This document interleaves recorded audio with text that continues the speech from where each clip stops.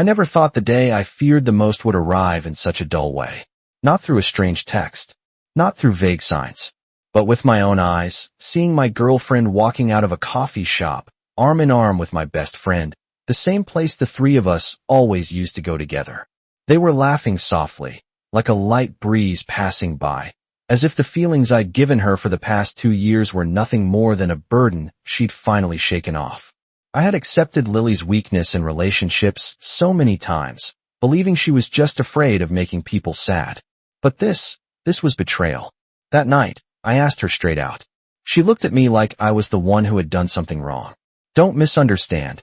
You're still the most important person to me," she said. Then she calmly turned it back on me. "I just couldn't bring myself to leave Ryan. Don't be so selfish, he needs me too." That was the moment something inside me died. I stood there, looking at her, watching every promise turn into a joke. But instead of screaming, I just said one sentence. "All right then." I clearly saw a flicker of confusion in her eyes. She thought I would cling to her. But no, I stayed quiet, and in that silence, a cold plan began to form. She didn't know, and that was exactly what scared her. Lily and I had been together for 2 years. 2 years were enough for me to believe I had her heart. Lily was always the gentle type, soft-spoken. She once held my hand and said, "You're the most important person in my life." I believed her. Believed it so much that my friends joked I worshipped Lily like a goddess. The truth is, Lily was actually the one who put me on a pedestal. She took care of every little thing. I got so used to that feeling I thought nothing would ever change. But Lily was also always weak, indecisive about everything. I accepted it, saw it as part of who she was. And Ryan had been my best friend since we were kids. I used to joke that if I ever got married, he'd be the one holding the ring for me. The relationship between the three of us was simple, pure, until it wasn't anymore. I started to notice small changes. Lily began avoiding me. She kept saying, "I have a study group. I'm going out with friends. I'm tired tonight." At the same time, Ryan became strangely awkward. Every time I asked him to hang out, he'd glance at his phone nervously and turn me down. The weird thing was, Lily would also become unreachable during those exact same time slots. I tried not to overthink it. I trusted Lily. I trusted Ryan. 2 years of a relationship and more than 10 years of friendship. Why would I doubt that? Until one night, Lily sent me a strange text. "Still 8 p.m. tonight, right? And don't come early, okay?" The moment it was sent, she deleted it and quickly followed up with, "Oops, wrong person." But that same night, she told me she wasn't free, that she had to stay in and work on a deadline. That wrong text had nothing to do with the study session she claimed she had. A cold shiver ran down my spine, but I stayed silent. A mutual friend of ours, Jason, called me late that night. "Yo, aren't you with Lily and Ryan? I just saw the two of them at Cafe X." Cafe X, the coffee shop our whole group always used to hang out at. I sat still. "No, you must have seen wrong," I replied. But the second I hung up, I knew Jason hadn't. I walked straight out the door. I didn't go in. I just stood from a distance, quietly watching. The two of them sat next to each other, talking in low voices. Ryan reached out and touched Lily's cup, and Lily leaned toward him in that exact way she used to lean toward me.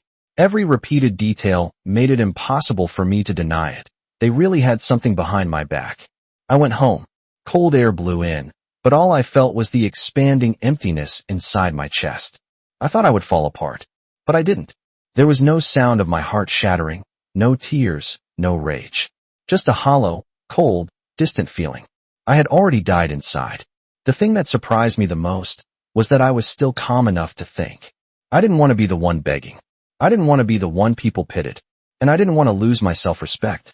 In that silence, I began to plan, not revenge, but how to walk away with my head held high. And that plan led to the moment I said, "All right then." I asked Lily to meet me at our usual coffee shop. Her familiar smile appeared, then vanished as soon as she saw my face. I looked straight into her eyes. "Are you and Ryan seeing each other?" She hesitated, searching for a suitable lie. "Don't lie," I cut in, quiet, but sharp enough to make her tremble. She tried to explain, "You're misunderstanding. Ryan's going through a lot. He needs someone by his side. I'm just helping him." I tilted my head slightly. "What about me?" Lily bit her lip, and in that exact moment, She said the sentence that completely killed whatever was left in me. Don't be selfish, okay? Ryan needs me too. I can't just abandon him right now. I stared at her for a long time. She genuinely believed her reasoning made sense, even expected me to understand. But I just stood up, adjusted the chair, and said in a calm voice that scared her, "All right then. I get it. Do what you think is right." Lily flinched. She'd expected me to get angry, demand answers, cling to her. But I did nothing. I paid for our drinks, politely said goodbye, and walked toward the door. As I turned away, I heard her call out, "Wait, Aaron, don't be like this, you're scaring me." But I kept walking. And that was the first time Lily realized I was no longer in the position of needing her more than anything. From that day on, I changed. Not by cutting her off cold turkey. That would have been too easy. I just reduced myself. Her texts, I answered properly, but without warmth. Her calls, I responded politely, but not for long. Lily grew visibly anxious. She asked if I was mad. I said, no. She asked if we were still okay. I replied, that's up to you. My answers were no longer promises. And that unsettled her more than any argument would have. Meanwhile, Ryan became strangely distant. He avoided my eyes, acted uncomfortable. We no longer had the easy conversations we used to. One night, Ryan texted, "How have you been lately, man?" I replied, "Good." And that was it. I let go quietly, and everything else fell apart on its own. The more time passed, the more desperately Lily tried to keep things normal. She tried to balance me and Ryan, but by then, Ryan was the one draining her. He became unpredictable, hot, and cold. Eventually, he slipped and said, "I didn't think things would go this far. You're like a replacement." Lily froze. While the two of them were a mess, I was getting better. I poured my time into work, into old friends.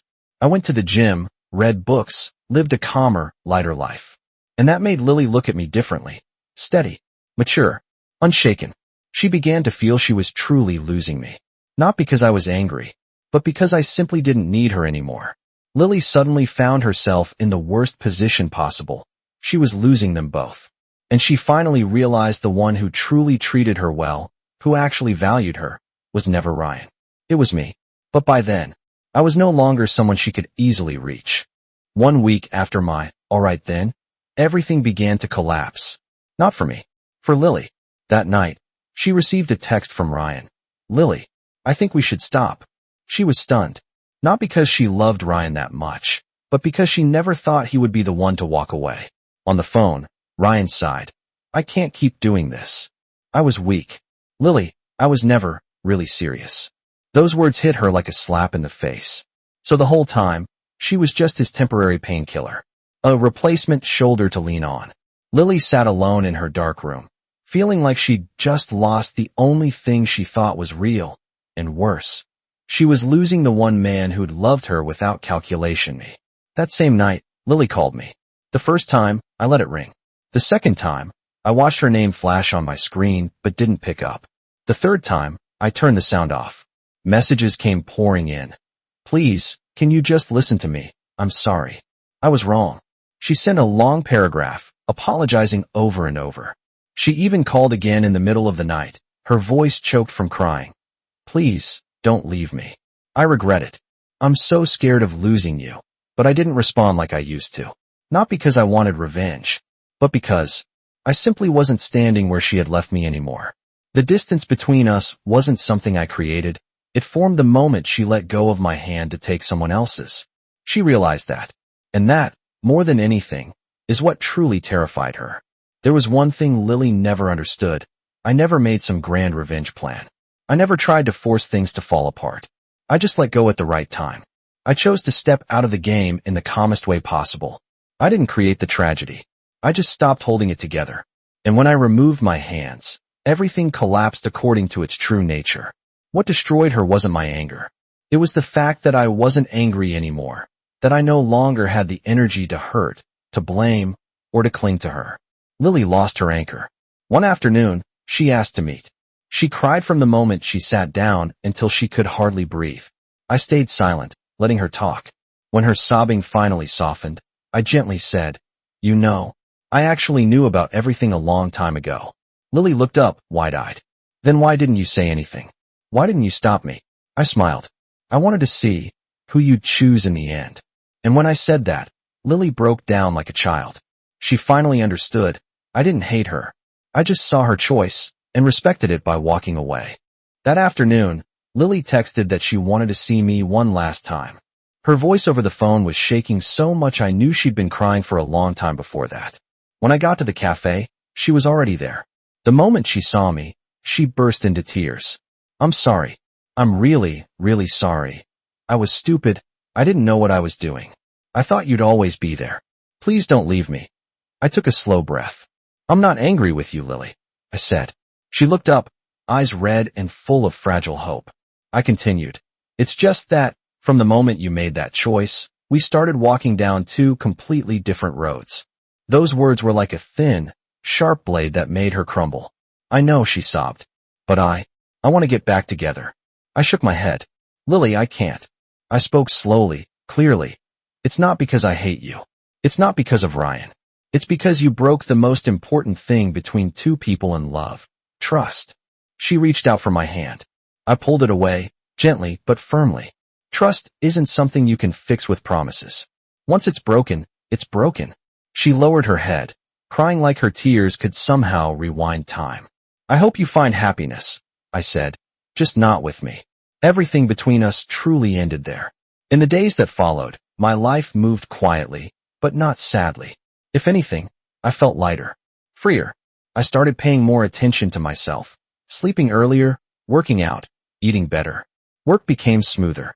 I realized that all this time, I had put Lily on too high a pedestal, to the point I forgot that I, too, deserved to be loved and respected. Sometimes, just staying silent and walking away is already a form of strength.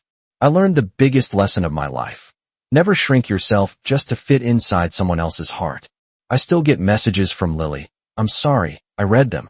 Then leave them. No reply. Meanwhile, my life slowly opens into a new chapter. There's a new girl at the office, Emma. There's a quiet sincerity in her, a clear, honest gaze that doesn't try to hide anything. Around Emma, I feel something I haven't felt in a long time. Peace. I realize I'm ready to open my heart again, but this time, for someone who deserves it. I smile.